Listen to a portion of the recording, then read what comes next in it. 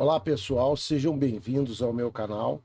Hoje aqui a gente vai mostrar para vocês alguns vídeos, né, que eu já tinha feito há muito tempo, mas que foram muitos vistos, são muito legais e que o YouTube esconde das pessoas, então esconde até de mim, eu não consigo achar mais. Então, como para evitar que eu tenha que falar tudo de novo, né, eu vou reeditar esses vídeos aí para vocês, né? Então, muitos de vocês que ainda não conhecem ou não viram, né? Vocês vão ter a oportunidade de ver alguns vídeos que são muito legais aí, onde eu expliquei como escolher o seu telescópio, expliquei coisas técnicas sobre vários tipos de coisa, né? Vários tipos de assuntos. E a minha ideia é ficar reeditando esses vídeos para quem não teve oportunidade de ver nem de achar, né? Então, eu queria então lembrar a vocês, né? Quem quiser ajudar o canal aqui, pode se tornar membro do canal, né? Que é uma coisa que ajuda muita gente aqui a manter o canal vivo, né? E espero que vocês gostem. Espero que vocês gostem. E vamos direto para os vídeos para não perder muito tempo, né? Então vamos lá. Bom, gente, bom dia. Meu objetivo hoje agora aqui com vocês é fazer uma explicação um pouco mais detalhada de como que funciona uma montagem equatorial para telescópios e qual é o uso desse tipo de coisa. Bom, antes de começar propriamente falando sobre a montagem equatorial, vamos olhar como funciona, vamos ver como é que funciona uma montagem mais simples que a gente chama de alta azimutal. Essa montagem ela é basicamente como se fosse um tripé fotográfico, então você pode mover ela num sentido azimuth assim, né, girando, né, ou você pode mover num sentido de altura, de elevação, por isso é de alt-azimutal, altura e azimuth. Então esse tipo de montagem ele tem utilidade em que situações? Quando você está observando alguma coisa visualmente, porque você pode fazer um ajuste, né, manual da posição, pode ser utilizado para observar a Lua, planetas, etc. Né? Agora, esse tipo de montagem ele tem algumas limitações. Então, por exemplo, quando você puxa um aumento muito grande, você vai ter que ficar movendo toda hora, né? Porque a Terra tá fazendo uma rotação em 24 horas, né? Então, em função desse fato, as estrelas parecem que estão se movendo no céu, né? Na realidade é a Terra que está girando, mas as estrelas parecem que estão se movendo no céu e esse movimento das estrelas e dos planetas faz com que eles saiam do campo de visão do telescópio. Então, para situações como tirar fotografia do céu, excetuando-se o caso de planetas e a Lua, porque hoje em dia você usa webcams, então você filma. Então, também se a montagem for alta azimutal e você for mexendo na mão, não é exatamente a melhor situação, mas é possível você fazer alguma coisa. Agora, já objetos que você tem que tirar exposições mais longas, 10, 15 segundos, 30 ou mais, aí nesse caso uma montagem equatorial vai ser fundamental, porque você tem que ter uma montagem em que o telescópio seja capaz de acompanhar a rotação da Terra. Bom, como é que funciona isso? Basicamente, uma montagem equatorial ela é muito. Eu estou com uma aqui do lado para vocês verem aqui. Essa montagem chama AZ-EQ6 da Skywatcher e é uma montagem excelente. Ela aguenta telescópios até mais ou menos, se eu não me engano, 15 ou 20 quilos. Eu tenho um aqui montado com um SCT de 10 polegadas e funciona muito bem. Então, esse tipo de montagem aqui é uma montagem normalmente que é mais cara. Então você só justifica você fazer isso se você está usando um telescópio um pouco melhor, ou se você está querendo tirar fotografia do céu, alguma coisa assim. Eu nem sei quanto que está custando essas montagens hoje em dia, porque eu comprei a coisa de um ano atrás, quando o dólar ainda estava 2 e pouquinho, então era mais acessível. Hoje talvez esteja um pouco mais cara. Bom, eu não sei, é questão de vocês verem lá fora. Ela custa em torno de 1.000 e pouquinho dólares, mil e poucos. Bom, como que você ajusta essa montagem? Diferente de uma montagem alta-azimutal, que você pode montar ela virada para qualquer lugar, que não faz diferença, essa montagem equatorial ela só funciona se ela estiver numa posição precisa. E essa posição ela tem que ajustar duas coisas. A primeira coisa que você tem que ajustar é a elevação, tá certo? Que é o eixo principal. Então vocês veem aqui, esse eixo aqui, que está aqui nesse sentido aqui, ó, é o eixo principal da montagem. É o eixo que a gente chama de ascensão reta. Então ele gira o telescópio nesse sentido aqui, ó. Tá certo? Esse eixo aqui, desculpe, é esse aqui. Esse aqui é que é o de ascensão reta, tá certo? Ó, esse eixo aqui, ó. O de declinação, que é esse aqui, né, de cima, é que faz assim, ó. Tá ok? Bom, então, o que acontece? Essa inclinação aqui, ó, desse eixo aqui, em relação ao plano aqui que vocês estão vendo, essa inclinação tem que ser exatamente a latitude do lugar que você está.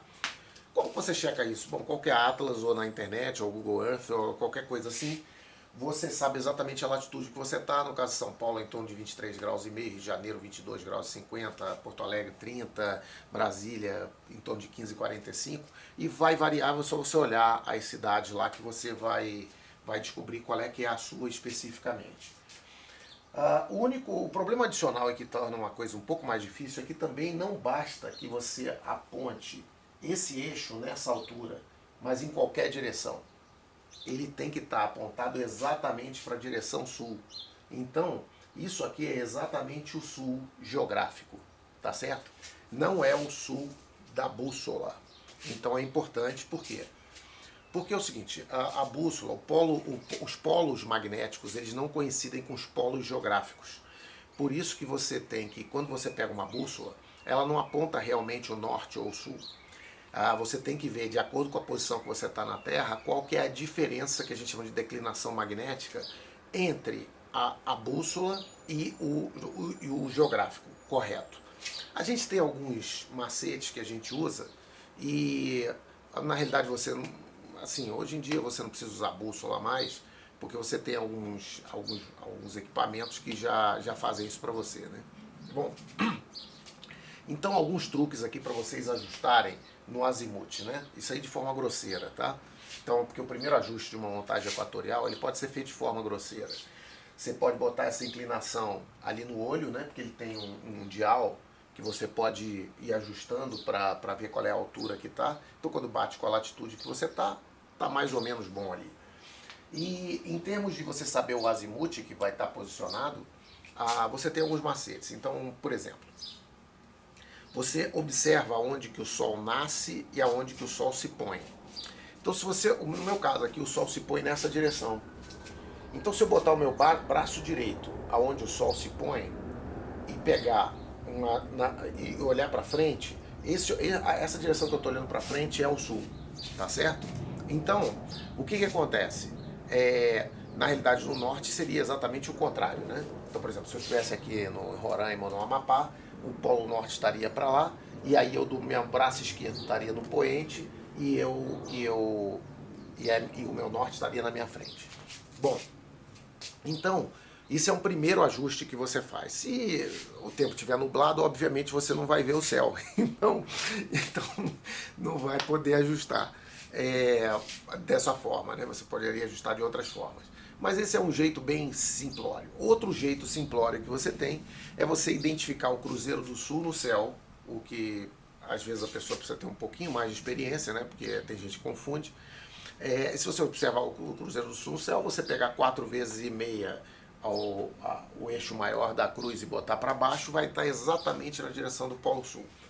Bom, na realidade, esse tipo de montagem aqui, no caso a ZQ6, ela tem aqui um telescópio aqui dentro. Eu tirei a tampa aqui, ela tem um telescópiozinho aqui dentro, que é exatamente, se você meter o olho aqui desse lado, você vai ver as estrelas no céu e você vai ver, de acordo com a posição do hemisfério norte ou sul, como que você tem que posicionar o eixo para ele ficar exatamente na direção que você queria. Bom, esse ajuste grosseiro, ele pode ser feito para observações visuais. Por quê? Porque vai sair do campo, mas vai demorar 5 minutos, 10 minutos, já melhora muito, né? Agora, para você mexer com fotografia, e fotografia de grande exposição, esse tipo de coisa, ou GoTo, né, da montagem, essa aqui é uma montagem GoTo, então ela tem um controle manual aqui, ó. Se você mexer nessa montagem através desses controles aqui, você precisa de um posicionamento mais preciso. Você tem que sempre medir se a situação que você está justifica isso. Se você vai montar o telescópio do lado de fora uma noite, tem que guardar, assim, você pode passar metade da noite tentando ajustar a montagem. Então tem uma relação de compromisso aí para você saber como que é que você deve fazer, né? Aí às vezes a gente faz um ajuste super detalhado mesmo com uma montagem que fica mudando de posição e depois você simplesmente faz marcações no chão e tal, não muda os ajustes da montagem, de tal forma que quando você coloca lá ele está quase na posição certa. Bom, imagina que nós fizemos esse ajuste genérico aí, tá? Esse ajuste aproximado da montagem equatorial. Para você fazer o ajuste mais preciso, a gente deve usar um método que eles chamam em inglês de drift method. É um tipo de método de arrasto, de carregamento. Esse deslize, esse método de deslize, como que ele funciona? Ele é bem simples e vocês podem fazer isso até visualmente. A primeira coisa que você tem que ter, o ideal, é você ter uma ocular no telescópio que tenha uma retícula, tá certo? Então, se a ocular tiver uma retícula, isso facilita tremendamente, porque você vai ter uma precisão maior. Então você botaria a estrela no meio e faria da seguinte forma. A primeira coisa é você pegar, botar a montagem equatorial apontando, deixa eu girar ela aqui, você pegar a montagem equatorial e apontar ela para cima, tá certo? Então eu nessa posição aqui, na realidade um pouco mais aqui, que eu estou com uma montagem batendo aqui no telescópio. Pronto, isso aí é só a tampa. Então, quando você põe a montagem nessa posição aqui, ela está apontando para o zênite, né? Está apontando para cima. Se você observar a estrela e deixar a montagem ligada, obviamente, você vai ver que ela vai se deslocar numa posição, numa direção só. Tá ok? Então, por exemplo, vamos imaginar que fosse para a direita e para a esquerda. Ela começa a se deslocar para a direita. Você marca no cronômetro, tipo assim, 1 minuto, e vê quanto ela se deslocou.